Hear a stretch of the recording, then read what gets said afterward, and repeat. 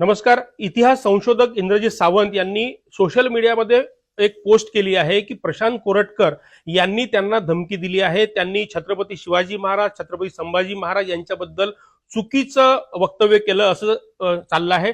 सकाळपासून शेकडो कॉल मला आले धमकीचे. खरं तर हा आवाज माझा नाही आहे.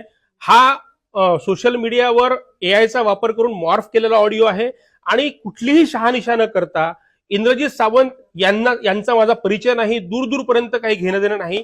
आणि असं असताना त्यांनी हा खोडसाळ आरोप केलेला आहे. दुसरं, गेल्या 25 वर्षापासून मी पत्रकारितेमध्ये आहे.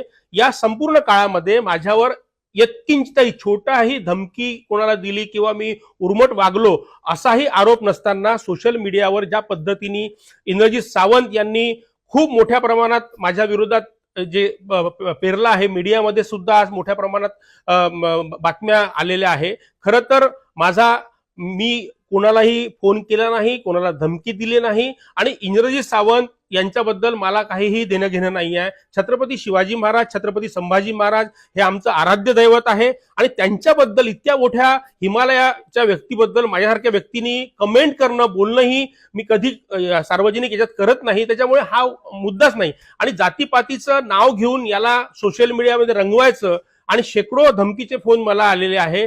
माझं कुटुंब, मी नागपुरात असतो, त्याच्यामुळे अशा पद्धतीचे धमकीचे फोन येऊन अशा पद्धतीच्या इंद्रजित सावंत यांनी कुठली शहानिशा न करता हे सोशल मीडियावर टाकलं. त्याच्यामुळे प्रचंड मनस्ताप होतो आहे. प्रचंड लोकांचे फोन आलेले आहेत, धमकीचे फोन आलेले आहे. या संदर्भात मी रीतसर तक्रारही पोलिसांकडे केलेली आहे, सायबर विभागालाही केलेली आहे, राज्याच्या पोलीस प्रमुखांना सुद्धा याची माहिती दिलेली आहे. त्यामुळे याची शहानिशा करावी आणि जर हा खोडसाळ कॉल असेल तर जो मनस्ताप मला झालेला आहे किंवा माझ्या कुटुंबाला होत आहे याला जबाबदार कोण आहे हाही महत्वाचा प्रश्न आहे. त्याच्यामुळे केवळ छोटी पब्लिसिटी, छावा चित्रपटानंतर छत्रपती संभाजी महाराजांच्यावर विविध वक्तव्य केले. माझं एकही वक्तव्य छत्रपती संभाजी महाराजांबद्दल आहे. माझ्या पूर्ण सोशल मीडियावर पहा, छत्रपती शिवाजी महाराजांबद्दल नाही, कारण की ते मोठे लोक आहे. माझ्यासारख्या छोट्या माणसांनी त्या एवढ्या मोठ्या प्रभावी लोकांबद्दल बोलणं चुकीचं आहे. परंतु यांच्या किती पोस्ट आहे, यांनी किती बाईट दिलेले आहे इतिहास संशोधक म्हणून, हेही पाहावं. त्याच्यामुळे या ऑडिओशी माझा संबंध नाही, या कॉलशी माझा संबंध नाही